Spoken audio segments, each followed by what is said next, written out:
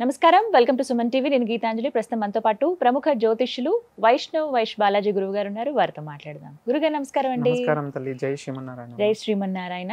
ఎన్నో సందేహాలు, వాటిని నివృత్తి చేస్తున్నారు మీరు. ఇందులో భాగంగా శాప విమోచనం అసలు ఉంటుందా? ఎందుకంటే కొన్నిసార్లు అండి కొంతమంది మీరు ఇలా అయిపోతారు ఇలా అయిపోతారని శాపాలు పెడతారు. మంచే చేయని చెడే చేయని తెలిసి తెలియక ఆ మాటలు నిజంగా మనకు తగులుతాయా? వాళ్ళు ఎదుటి వాళ్ళు అన్నవి. మనిషి నోటి మాట అనేది అతి ప్రమాదకరమైనది అమ్మా. నరుల యొక్క దృష్టి అనేది అతి ప్రమాదకమైనది. అలాగే జనంలో అనేది మెదలకూడదు, మనుషుల నోట్లలో అనేది మెదలకూడదు. సాధారణంగా శాపాలలో 3 రకాలు ఉంటాయమ్మా. ఒకటి గోశాపం, అంటే తెలిసి కానీ తెలియక కానీ గోవుని కొట్టడం కానీ తిట్టడం కానీ, అదే విధంగా గోవుని వధించడం కానీ, గో మాంసం తినడం కానీ, ఇట్లాంటివి ఏదైనా చేయరాని పనులు తప్పిదాలు చేసినా గోశాపానికి గురి అవుతారు. రెండవది వచ్చేసి స్త్రీ శిశుశాపం, అంటే స్త్రీ ఆడవారిని ఎవరన్నా కానీలే నింద చేసినా అవమానించినా, నిష్కారణంగా ఒక స్త్రీ కంట్లోపల నుంచి కన్నీటిని కార్చినా, ఒకరి బాధకి గురి చేసినా, వారిని స్త్రీని హత్య చేసి వధించి ఉన్నా, లేదా స్త్రీ కడుపులో గర్భంలో పెరుగుతున్నటువంటి శిశువుని గన హతమార్చి ఉన్నా, అది పరమ దోషం అవుతుంది. వాళ్ళ కుటుంబాలు అనేటివి కుదేలైపోతాయి. భవిష్యత్తులో వాళ్ళ పిల్లలు అనేవారు యోగ్యదాయకంలో ఉండరు. చిన్న వయసులో అకారణంగా చనిపోతూ ఉంటారు. వ్యాపారాల్లో నష్టాలు వస్తూ ఉంటాయి. ఇంట్లో మనశ్శాంతి ఉండదు. అనేక పరిణామాల్లో పిల్లలు కూడా వచ్చి సరిగా పుట్టరు. వాళ్ళ ఇళ్ళల్లో చెప్పిన మాట వినరు. అంటే కాళ్ళు లేకనో, చేతులు లేకనో, కళ్ళు లేకనో ఇట్లాగా పుడుతూ ఉంటారు. స్త్రీ శాపం తగిలిన వాళ్ళు. తర్వాత వచ్చేసి ఇది బ్రాహ్మణ శాపం. తెలిసి కానీ తెలియక కానీ బ్రాహ్మణుల దగ్గర ఎప్పుడు శపించుకోకూడదు, వారిని ఎప్పుడు ఇబ్బంది పెట్టకూడదు. ఇది పురాణ ఇతిహాసాల నుంచి కూడా ఉందమ్మా. బ్రాహ్మణ శాపం అనేది వృద్ధులేకి రాలేరు వారు. ఒకరి పూజ చేపించుకున్నా ఒక బ్రాహ్మణుడికి గౌరవం ఇవ్వాలి. ఎందుకంటే ప్రతి ఒక్కరు కూడా సాక్షాత్తు భగవంతుని దగ్గర పూజ చేస్తారు. వాళ్ళు భగవంతునితో నిత్యము సత్యము వాళ్ళు ధర్మంగా భగవంతుని నమ్ముకొని బ్రతుకుతూ ఉంటారు. అటువంటి వారి కుటుంబాన్ని ఇబ్బంది పెట్టడం కానీ, వాళ్ళని తెలిసి తెలియక దూషించడం కానీ, వాళ్ళ కంట్లో నీరు కార్చడం కానీ, ఇటువంటివి జరిగితే గనక శాపాలు తగులుతూ ఉంటాయమ్మా. ఇదే కాకుండా కొంతమందికి నోట్లో మచ్చ అనేది ఉంటది అనమాట. నాలుగు పైన మచ్చలు ఉంటే వాళ్ళు ఏమంటే అది జరుగుతుంది అంటారు. అవును, జరుగుతుంది మా, ఖచ్చితంగా జరుగుతుంది. నాలుగు పైన మచ్చలు అనేటివి కొంతమందికి ఉంటాయి. తదాస్తు దేవతలు అనేవారు సంచరిస్తూ ఉంటారు. అంటే ఆ దేవతల యొక్క పని ఏంటంటే, వారు తదాస్తు అని ఏదైనా జీవిత కాలంలో ఆశీర్వాదం ఇచ్చేసారంటే వాళ్ళు అది మంచి గాని చెడు గాని అది జరిగిపోతది. అంటే ఆ దేవుళ్ళకి అంత శక్తి ఉంటది. ఒక్కొక్క దేవుడు ఒక్కొక్క దానికి ఉంటారమ్మా. అలాగా తదాస్తు దేవతలు అనేవారు వారి ఆశీర్వాదం అనేది శాపం మీద ప్రభావం పడకూడదు. అంటే ఎవరి దగ్గరన్నా కానీలే తెలిసి కానీ తెలియక కానీ మనిషి నోరు అనేది జాగ్రత్తగా ఉండదు. వారు ఇతరుల కోసం మాట్లాడుతూ ఉంటారు. ఒకరు వృద్ధి కోసం మాట్లాడతారు, ఒకరి చెడు కోసం మాట్లాడతారు, ఒకరు పతనం అయిపోవాలని మాట్లాడుతూ ఉంటారు. అటువంటి సమయాలలో వాళ్ళకి నాలుక మీద మచ్చలు ఉన్నా, అది ఏదైనా పరిణామంలో ఉన్నా, వారు పుట్టినటువంటి సమయాల మీద ఉంటాయి. కొన్ని సమయాలలో వచ్చేసి ఇప్పుడు ఉదయాన్నే బ్రహ్మముహూర్తం దైవం తిరుగుతారు. అలాగే రాహుకాలం, ఇటువంటి సమయాల్లో మనం ఏం శుభకార్యాలు చేయము. అట్లాంటి సమయంలో కొంతమంది పుట్టి ఉంటారు. అట్లా జీవితంలో మంచి చెడు అనేటివి ఉంటాయి.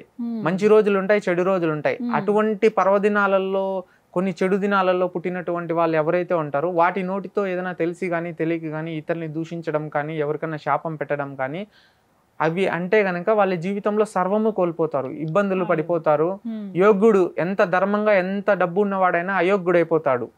అలాగే మంచిగా బ్రతుకుతున్న వాళ్ళు కూడా వారి శాపం ప్రభావం పడింది అనుకోండి, జీవితంలో వారికి మంచిగా ఉన్నా వారి పిల్లలకి వాళ్ళ కుటుంబంలో ఉన్న వ్యక్తులకి ఎవరో ఒకరికి రథ ప్రమాదాలు జరగడం కానీ, జల ప్రమాదాలు జరగడం కానీ, వాయు ప్రమాదాలు జరగడం కానీ, అలాగే అనారోగ్యానికి గురి అయిపోవడం కానీ, బాగా బ్రతికేటటువంటి వ్యక్తులు ఉన్న పలంగా ఉన్నట్టుగానే వాళ్ళు కాలాంతరం అయిపోయేసి శరీరాన్ని విడిచేయడం. కాబట్టి ఈ విధంగా శాపం అనేది అతి ప్రమాదకరమైనదమ్మా. మరి వీటికి పరిహారం ఏంటండి? ఉంది తల్లి.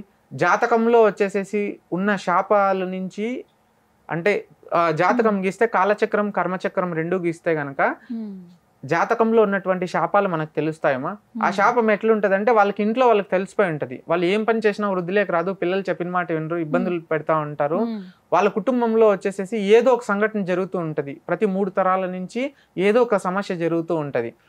అంటే వాళ్ళు ఏదన్నా కానీ ఎక్కడికన్నా దూర ప్రాంతాలకు పోయి వచ్చినా, ఒక పుణ్యక్షేత్రాలకు పోయి వచ్చినా, రక్త ప్రమాదాలు జరిగిపోతాయి, జరగరాని నష్టాలు జరిగిపోతాయి, భగవంతుని కార్యాలు చేయాలన్నా కానీ చేయలేకపోతారు.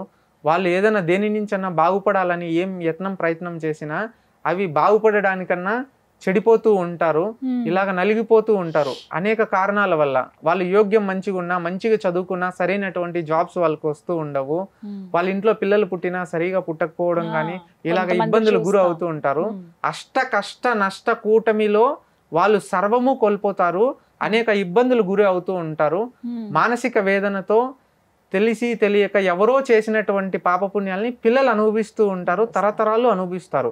అందుకుగాను ఈ దోషం పరిహారణ ఏంటంటే అమ్మ, శాప విమోచనం అనేటటువంటిది మన హిందూ సనాతన ధర్మంలో ప్రత్యేకమైనటువంటి పూజ ఉందిమా.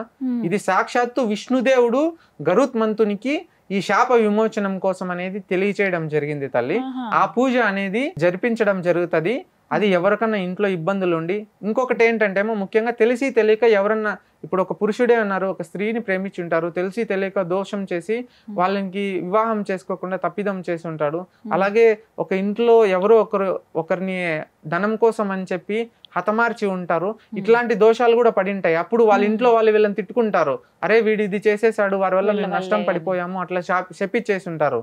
అనుకున్నది జరగకపోతే, ఎవరి వల్ల నష్టపోతే, ఎవరి వల్ల ఇబ్బంది పడిపోతే మనిషి నోట్లో నుంచి మాట వచ్చేస్తుంది. అది ఇతరులని అభివృద్ధి లేకొచ్చేకి, ఇతరుల పతనానికి నాంది పడిపోతుంది. దాన్ని శాపం అంటారు. అట్లా చేసినప్పుడు అది చేసిన వాళ్ళకి ప్రమాదమే, ఆ శాపం తీసుకున్న వాళ్ళకి ప్రమాదమే, ఇద్దరికి ప్రమాదమే ఉంటది. మా దానివల్ల అదే మా శాప విమోచనం పూజ చేసుకోవాలి. ఇది మంత్ర పూజ ఉంటది. శాపానికి సంబంధించినటువంటి మన సనాతన హిందూ ధర్మంలో సాక్షాత్తు శ్రీ మహావిష్ణువు వారు గరుత్మంత దేవునికి చెప్పినటువంటిది. వారికి మనిషి కాలాంతరమైన తర్వాత ఏ విధంగా ఆత్మ అనేది సంచరిస్తూ దైవలోకాలకి వెళ్తుంది, ఎటువంటి కష్ట నష్టాలు ఉంటాయని చెప్పేటప్పుడు ఈ శాప విమోచనం కోసం కూడా చెప్పారమ్మా. ఈ శాప విమోచనం అనేది ఆ బ్రహ్మముహూర్తంలో చేయబడం జరుగుతుందమ్మా. ఇది ఒక హోమం లాంటి పూజేమా. ఇది విష్ణుదేవునికి పూజ చేసి గరుత్మంతుని విష్ణుదేవుని ఇద్దరికి కలిపి చేస్తారమ్మా. అంటే గృహాల్లో చేస్తారంటే దేవస్థానంలో చేస్తామా. ఇది దేవస్థానంలో రామ మందిరంలో కానీ, తర్వాత వచ్చేసేసి లక్ష్మీ నరసింహస్వామి మందిరంలో కానీ, ఇటువంటి 2 మందిరాల్లోనే చేస్తారమ్మా. ఇది చాలా పవిత్రమైనది. అంటే చేసేటటువంటి వ్యక్తులు కూడా ఎంతో ధర్మాత్ములై ఉండాలి.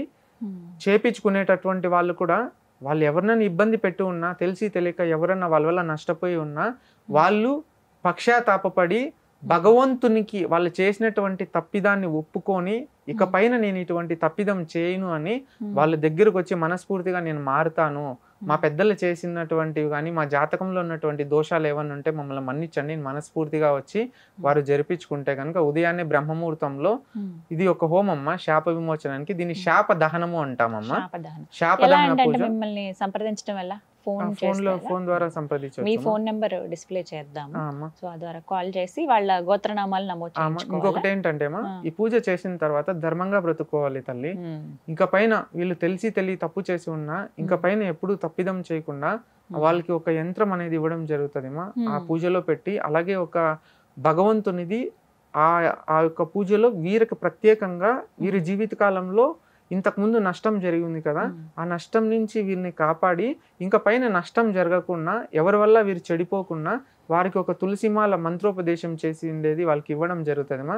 వారి జీవితకాలంలో ఆ మాలని ధరించుకొని వారు మాంసాహారాలకి కొన్ని దినాన తినకూడదు. అదే విధంగా అంటే నాన్ వెజ్ తినే వాళ్ళు ఉంటారు కదమ్మా, భగవంతునికి నిత్యము పూజ చేస్తూ ఉండాలి. వాళ్ళు ఆధ్యాత్మికంగా భగవంతుని నమ్ముకొని ముందుకు పోవాలిమా. వాళ్ళు వృద్ధిలోకి వస్తారు, చెడిపోయిన వాళ్ళు వృద్ధిలోకి వస్తారు. కొంతమంది పిల్లల వల్ల అనేక ఇబ్బందులు ఎదుర్కొంటూ ఉంటారు. మా పెద్దలు చేసిన పాపాలు పిల్లలకి తగులుతాయి. ఆ విధంగా ఎందుకంటే వీళ్ళు ఇటువంటి శాపాలు ప్రతి ఒక్క జీవితంలో ఎవరో ఒకరి దగ్గర చిన్న శాపమన్నా పెట్టించుకో ఉంటారు. చెప్పిన మాట వినకపోతే తల్లి తండ్రినే నువ్వు పనికిరావు అనేసేస్తారు. చెప్పిన మాట వినవు, నువ్వు ఎందుకు పనికిరావు, వాళ్ళని చూసి నేర్చుకో, వీళ్ళని చూసి నేర్చుకో అన్నా అది పిల్లల మీద ప్రభావం పడుతుందమ్మా. మనం మాట్లాడే ప్రతి మాట చాలా జాగ్రత్తగా మాట్లాడాలి. మనం మాట్లాడేటటువంటి మాట ఒకరు యోగ్యానికి, ఒకరు వృద్ధికి రాకపోయినా కానీ ఒకరు చెడిపోయేది ఉండకూడదు. మన దృష్టి కూడా ఒకరు బాగుపడకపోయినా పర్వాలేదు, మన వల్ల ఒకరిని చెడగొట్టేది ఉండకూడదు. మనం మాట్లాడేటటువంటి మాట ధర్మంగా ఉండాలి, చాలా తక్కువ మాట్లాడాలమ్మా. కలియుగంలో అనేది మానవులకి ఎక్కువ వాక్యాలు చేస్తూ ఉంటారు. దానివల్ల చాలా కోల్పోతారు. ఎంత ప్రశాంతంగా ఉండి ఎంత తక్కువగా ఉంటే అంత మంచిది తల్లి. సో అదే విధంగా హోమం అయితే నిర్వహిస్తారు. హోమం చేయాలిమా. హోమం చేసి ఆ శాప దహనం చేస్తే వాళ్ళకి మంచి జరుగుతుంది. వాళ్ళు ధర్మంగా బ్రతకాలి. తరువాత వాళ్ళు ఎటువంటి దోషాలు చేయకుండా వారి జీవితంలో ధర్మానికి కట్టుబడి ఉంటే వారి కుటుంబం వృద్ధి వస్తుంది. వాళ్ళు ఏం పని చేసినా అందులో సక్సెస్ వాళ్ళు కలుగుతుంది. భగవంతుడు ఆశీర్వాదం కలుగుతుంది. మున్ముందు వచ్చే తరాలకి ఎట్లాంటి ఇబ్బందులు లేకుండా అన్ని మంచిగా ఉంటాయి తల్లి. చక్కగా వివరించారు గురుగారు. నమస్కారం అండి. జై శ్రీమన్నారాయణ తల్లి. గోవిందాయ నమః.